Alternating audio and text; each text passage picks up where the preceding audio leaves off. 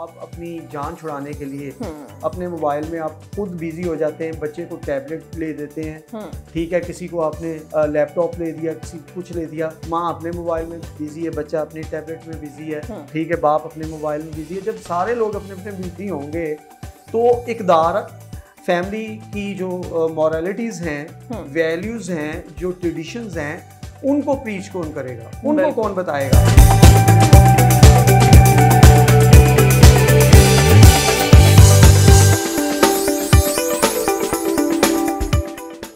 अस्सलाम वालेकुम एवरीवन, मैं हूं आपके होस्ट मुआफ़ा मलिक। हम और आप विद PNY के एक न्यू शो के साथ।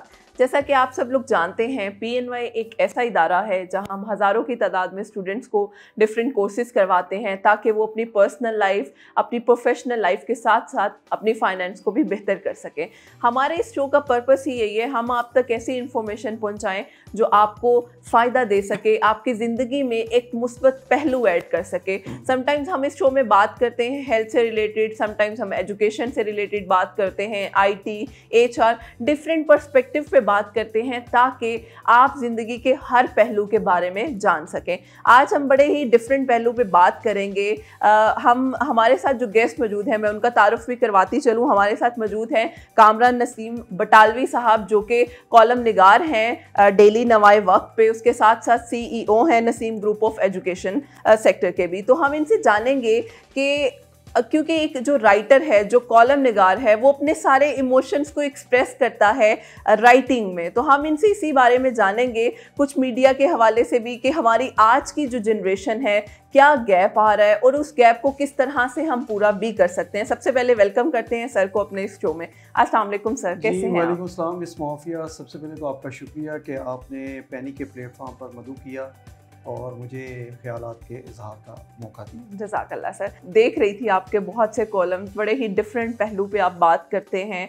वो इश्यूज़ मेरा ख्याल है जिन पे शायद बहुत कम लोग बात करते हैं, या करते हैं तो अपने उन इमोशंस को डायरेक्ट एक्सप्रेस नहीं कर पाते हैं, या हम एक्सप्रेस भी करते हैं तो हम वो बातें लिखने की कोशिश करते हैं जो पब्लिक के लिए ज़्यादा सूदमंद हो, हम अपने इमोशंस को साइड पे कर देते हैं। तो सबसे पहले मुझे ये बताइए, कैसे सिलसिला कैसे स्टार्ट हुआ कि मुझे अपने इमोशंस को अल्फाजों में लिखना चाहिए और अपने आप को मौका देना चाहिए कि लोग इन इश्यूज़ के बारे में पढ़ें और इन पे काम भी करें? बेसिकली आपका जो क्वेश्चन है वो है कि एक ले मैन या एक ले पर्सन एक राइटर कैसे बन सकता है। जहाँ तक मैंने आपके इस क्वेश्चन को समझा है, एक ले मैन या एक राइटर अगर आपको बनना है तो उसका इनिशिएट स्टूडेंट लाइफ से लेना होगा। और अगर आपने स्टूडेंट लाइफ से अपना स्टार्ट अच्छा ले लिया तो आप फ्यूचर में एक ज़िंदगी का कोई भी शोबा हो, किसी भी जो ना हिस्से में आप चले जाएं, आप अगर वेरी जो है बॉटम से एक मिशन के साथ और विजन के साथ आगे बढ़ते हैं तो आप एक वक्त आता है कि आप एक्सपर्टीज़ में आपका शुमार होना शुरू हो जाता है।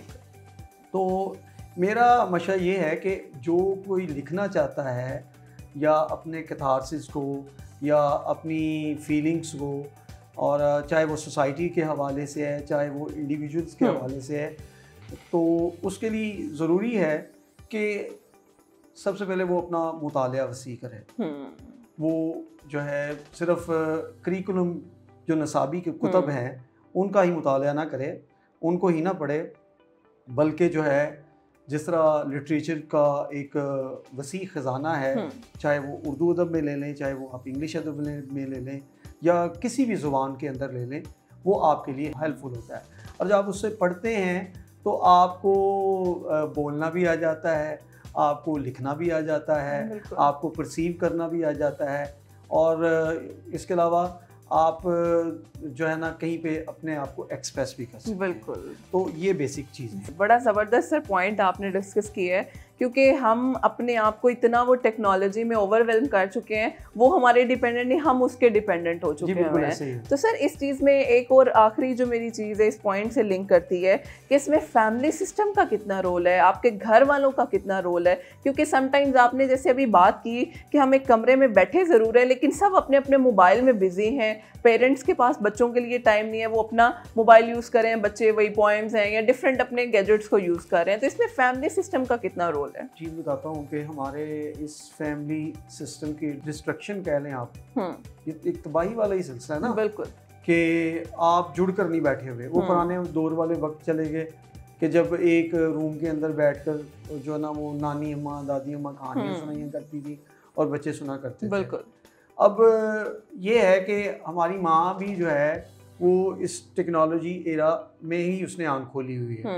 अलमिया ये है, उसने पुराने लोगों में नहीं खोला। हाँ, ये अच्छी बात है कि वो जदीद दौर के मुताबिक वो सूझबूझ रखती है, लेकिन सोच हमें, इक़दार हमें अपनी पुरानी ही रखनी होगी अगर हमने बढ़ना है। बेसिक ये है कि जब आप अपनी जान छुड़ाने के लिए अपने मोबाइल में आप खुद बिजी हो जाते हैं, बच्चे को टैबलेट ले देते हैं, ठीक है, किसी को आपने लैपटॉप ले दिया, किसी को कुछ ले दिया, माँ अपने मोबाइल में बिजी है, बच्चा अपने टैबलेट में बिजी है, ठीक है, बाप अपने मोबाइल में बिजी है। जब सारे लोग अपने अपने में बिजी होंगे तो इक़दार फैमिली की जो मॉरलिटीज़ हैं, वैल्यूज़ हैं, जो ट्रेडिशंस हैं, उनको प्रीच कौन करेगा, उनको कौन बताएगा? क्या वो फेसबुक पर मिलने वाली या यूट्यूब पर मिलने वाली मोटिवेशनल स्पीकर ही वो चीज़ें बताएंगे? माँ बाप का किरदार किधर है? माँ बाप का किरदार ये है कि उन गैजेट्स को, उन चीज़ों को, उन टूल्स को तब दें जब वो इस अहल हो जाएं, एटलीस्ट सेकेंडरी लेवल की तालीम तक जाकर उनके मोबाइल उनको हाथ में दें जब वो कॉलेजेस में जाना शुरू करें। अगर वो ये चाहते हैं कि उनका बच्चा, उनकी फैमिली बच जाए, तो वो आपके सामने ज़िंदगी में पेश आने वाले बहुत से रोज़मर्रा के वाक़यात हैं, ज़्यादा दूर ना जाएं। ये दुआ ज़ारा का जो केस है जो कराची में पेश आया और जो भी मामला हुआ, वो किसकी पैदावार है? वो दो फैमिलियों के तबाही का ज़रिया या सबब जो है बेसिक टेक्नोलॉजी ही है, और टेक्नोलॉजी के बाद बड़े जिम्मेदार माँ बाप हैं।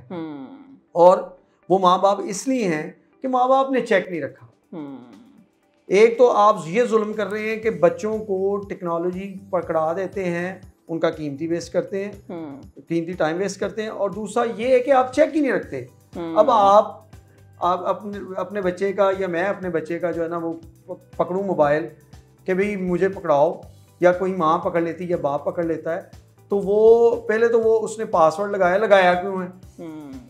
गलत बात है। एक तो कॉन्फिडेंस बिल्डअप करें अपनी पूरी फैमिली सिस्टम के अंदर कि विदाउट पासवर्ड मोबाइल यूज़ किया जाए ताकि कोई भी किसी का मोबाइल दे सके, ठीक है।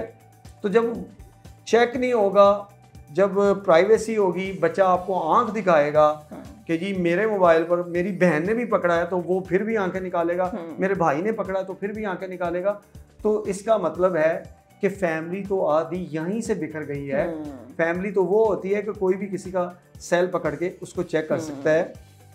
तो हमें इसके बारे में सोचना होगा और इसके लिए हमें कोई लायामल इख्तियार करना होगा और इन थिंक टैंक्स को आगे आना होगा जो कि इस किस्म की जलगार को रोक पाएं। बिल्कुल, बड़ा ज़रूरी है ये चीज़, इन चीज़ों पे बात करना, और मेरा ख्याल है बड़ा इम्पॉर्टेंट है पेरेंट्स के लिए भी बच्चों को टाइम देना। और वक्त हमारे पास थोड़ा कम होता है, लेकिन हम कोशिश करते हैं बातें हम ज़्यादा सारी कर सकें।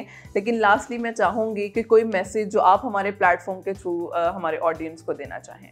मैसेज मिस माफिया मेरा यही है, कलेक्टिवली, चाहे वो कोई छोटा बच्चा है या बड़ा है, हमें लोगों के लिए जो है ना वो आसानियाँ पैदा करनी चाहिए। बड़ा ज़रूरी हम लोग जो हैं वो एक दूसरे के लिए आसानियाँ पैदा नहीं करते, हम दूसरे के लिए हर्डल्स पैदा करते हैं, हम लोगों के लिए की लेग पुलिंग्स करते हैं। अगर कोई भी ज़िंदगी में कोई शख्स कामयाब होना चाहता है तो एक बचपन से एक मकूला सुनते आए हैं कि जैसा करोगे वैसा भरोगे, और दुनिया वैसे भी मुकाफ़ात अमल का नाम है। जब आप लोगों के लिए आसानियाँ पैदा करेंगे तो आपको आसानियाँ मुयस्सर आएंगी। जब आप लोगों के लिए रोड़े अटकाएंगे तो आपके लिए रोड़े आपके रास्ते में हायल होंगे। तो ज़िंदगी जो है वो बहुत थोड़ी है, और अगर इस ज़िंदगी में आप अपनी ज़िंदगी को कामयाब करना चाहते हैं, जो कि हमारे दीन का भी दर्स है और हमारी जो है वो ज़िंदगी का मतमा नज़र भी है कि हमें भलाई के लिए जो ना वो अब का आंसर जो ना वो अपनी ज़िंदगी से ख़त्म नहीं करना चाहिए। बिल्कुल ज़बरदस्त, बहुत अच्छा मैसेज है सर, ताकि हम अपने रिलीजियस को भी साथ लेकर चल सकें और जो दुनियावी ख्वाहिशें हैं या जो दुनियावी ज़रूरियात हैं उनको भी पूरा कर सकें। बहुत शुक्रिया सर आपके वक्त का, बहुत अच्छा लगा आपसे बात करके, और मैं उम्मीद करती हूँ कि इस सेशन से आपको बहुत कुछ सीखने का मौका मिला होगा। इंशाल्लाह फिर हाजिर होंगे एक न्यू सेशन के साथ। हमें इजाज़त दीजिए, अल्लाह हाफ़िज़।